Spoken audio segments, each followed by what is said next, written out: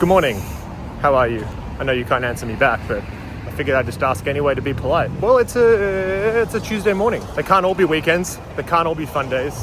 Some of them have to be work days. And as such, here we are, commuting to the office, where dreams are made and salaries are earned. That's what we all dreamed of as kids, and here we are. It's a bit of a long day.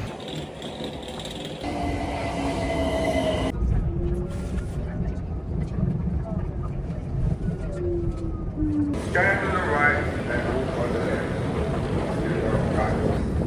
Wheelchairs and buggies. Good evening. It's the evening time now, as I think it's pretty clear. And now I'm on my way home.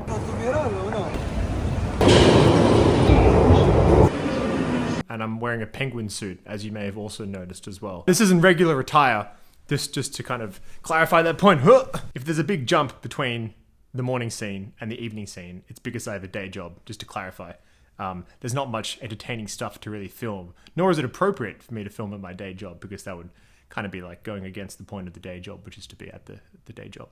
I just got home. It's about midnight on Tuesday evening. Tonight I was at an awards dinner as part of my day job. And as I was leaving and coming home, I was reflecting about the importance of having a crack in life. And I have made a video about this before, and it's a subject that I like to talk about a lot. And I feel like talking about it again. This evening, I was sitting in a really nice hotel ballroom wearing a penguin suit at some awards dinner by myself, representing the company I work for, meeting a bunch of random people, having a good time. And I don't know about you, but every now and then I have moments in life where I kind of look around and laugh and think, how did I get here? And I think each time you have one of those moments, it's a reflection of the fact that you're on the right track. The realization that you are, quote unquote, living as I think it's intended to be. If you were to think about what you X amount of years ago would be thinking about the future, if you couldn't possibly envision what you were doing at that point now, then I think that's a sign that you're on the right track. Because life shouldn't be predictable. It shouldn't follow a very certain, solid path of known outcomes. I think it should be surprising, and it should always be expanding what we thought was possible before. And so tonight, when I was sitting in this really fancy hotel ballroom, sitting there in the old penguin suit, I was just laughing to myself, thinking that I'm just some dude from Sydney. I'm just some bloke that, you know, a handful of years ago was still a bit of a bum sitting around in Sydney. And I still am a complete bum, if not more so nowadays.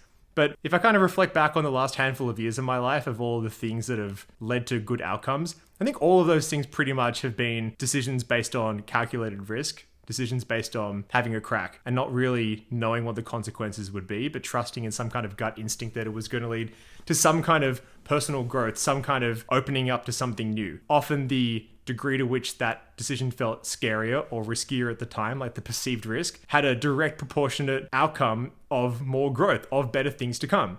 Moving from Australia to England 5 or 6 years ago has created an entirely different life of new experiences that I otherwise wouldn't have had if I spent that time back in Oz. Even going along to something like this tonight, which was at like an awards dinner for the industry that I work in. I was the only person from my company that went.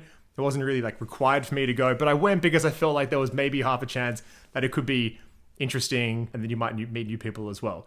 Naturally, whenever you go along to these things by yourself, you have this kind of human instinct of trepidation. You're a bit anxious. You're thinking, oh, I don't know anyone there. Like, is it going to be good? Is it going to be bad? Is it going to be a waste of time? Or maybe I shouldn't go. No one's going to really know if I don't go. It won't be a big deal if I don't go in the end, blah, blah, blah, blah, blah. But I had to hire a tuxedo for this thing.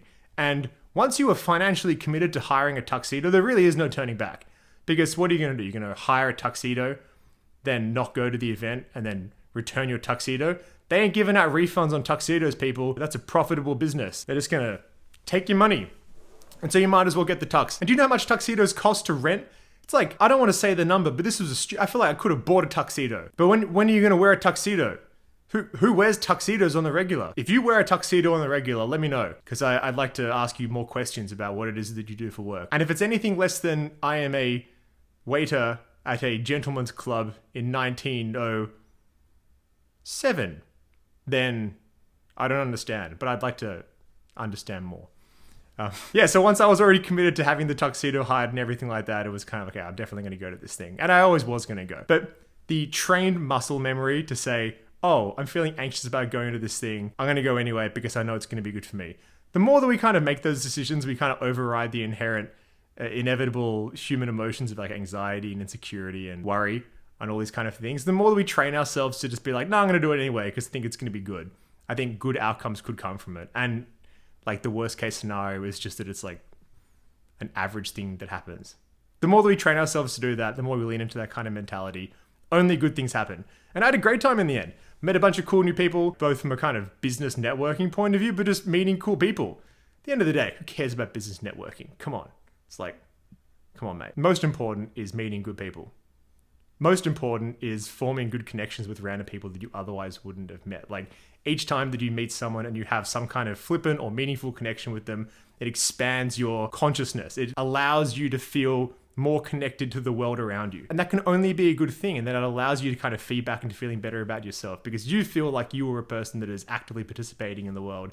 You feel like you are part of a broader community other than just the regular known knowns of your life, which is, oh, I wake up and I go to my job and everyone I know, I already know, and everything I do, I already do. And then I come home and go to sleep. That's boring. You're boring. Quit boring, everyone. Like I said, as I was sitting in this random fancy hotel ballroom tonight, on the other side of the world from where I grew up, in a room full of strangers I don't know, an industry event that a number of years ago wasn't what I was doing for work anyway. It's just one of those kind of cool moments where I'm not saying it's like an amazing achievement, but the randomness, the absurdity of that for me 5 or 10 years ago to say, hey, in 5 to 10 years time on this random particular night, you'll be doing this. If you wrote it down on a piece of paper, if you took a photo, if you tried to describe the situation to that person that you were a number of years ago, if that scene sounds absurd to the point of it being funny to think about, I think that's a good reflection that you're living life. Therefore, I think you should keep leaning into absurd, weird experiences because they most likely have the most personal growth on the other side of them. Have a crack. Put on a tuxedo. Go to some random thing. Talk to some random people. They're not going to bite you. Maybe they will, but they have other issues. Cannibalism, it's not cool. Neither is killing penguins. I don't think anyone's killing penguins, but if, leave them alone. They've got enough problems. Like polar bears? Shit, imagine that. It's a tough life. All right, mate, it's very late. I'm going to edit this video, put it on the internet for people to see. I'm sure they'll love it. All 12 who'll watch it. Alrighty, have a crack. Don't be boring. Quit boring everyone. Alrighty, good night. Bye-bye.